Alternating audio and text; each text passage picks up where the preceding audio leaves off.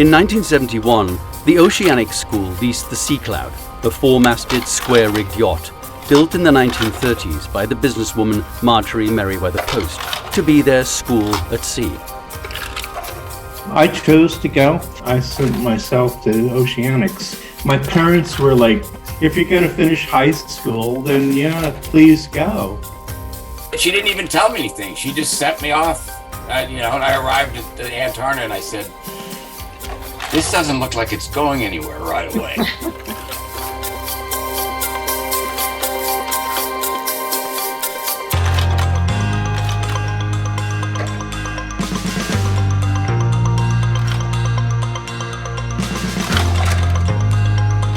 There were 50 mostly American teens, students kicked out of the best boarding schools, Native American brothers, and naive Midwesterners who'd never seen the ocean, who were all sent to a neglected yet once magnificent sailing yacht to learn to sail. I think when we first got there, the ship was sitting on the bottom. I think the tide went up and down. I don't think the ship went with it.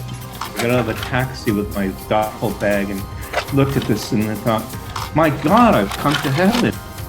On first glimpse, you think, she's a little rough, but with a little elbow grease, we can get it going. You know what I thought? I thought, what the hell did I get myself into?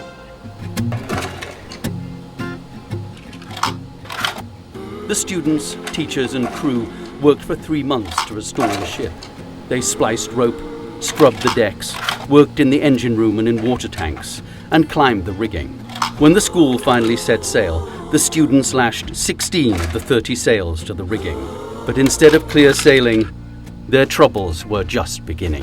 There was a payphone, and I would call home once a week, and my mother had no interest in hearing about the ship, but my dad wanted to hear all the details, and I kept thinking he would be shocked and upset about the terrible things that we had to do on the ship, and they didn't seem to be fazed by how dangerous it was. No one knew that it was impossible. That's the only way it happened. We were all collected into the ship. The ship wasn't going to float unless we worked it. Let's work it. Let's make it live. For me, that was a momentous time. We were ready to take on the world. This is normal. This was normal. And that was part of what the late 60s and the 70s were about.